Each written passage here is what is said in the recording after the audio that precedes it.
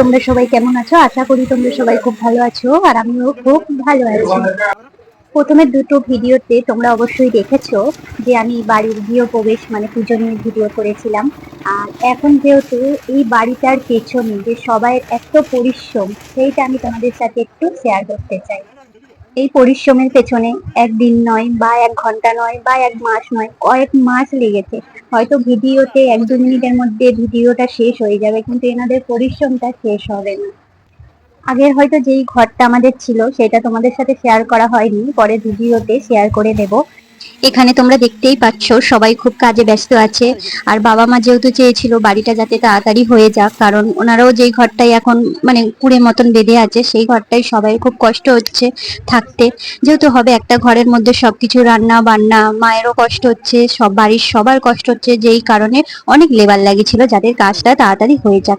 আর এখানে সবাই টিফিন করতে ব্যস্ত। ওনাদের খাওয়া হয়ে গেলে আবার ওনারা কাজ করা শুরু করে দেবে।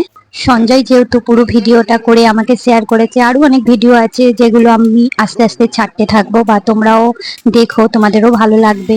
আর এখানে দেখতেই পাচ্ছ সবাই কাজে অনেক অনেক ব্যস্ত। সঞ্জয়কে যেহেতু আমি বলেছিলাম বাড়ি শুরু থেকে শেষ অবধি একটু একটু করে ভিডিও করে রাখবে, আমি আমার ইউটিউব বা ফেসবুক বা ইনস্টাগ্রামে পোস্ট করব।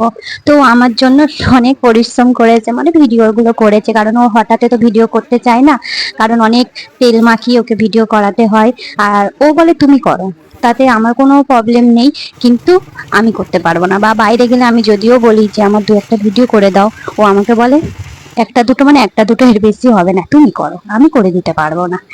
আর একটা কথা, এরকম যদি ভিডিও দেখতে চাও বা মানে আমাদের বাড়ির ভিডিও, তাহলে আমাকে একটা কমেন্ট করে জানিও, তাহলে আমি যতটা পারবো তোমাদের সাথে একটু একটু করে শেয়ার করব সারাদিন আমি এখানে কি করি না করি। আর তোমাদের সাথে কথা বলতে বলতে এখানে যেহেতু নিচেটা মানে ঢালাই কমপ্লিট হয়ে গেছে, তোমরা দেখতেই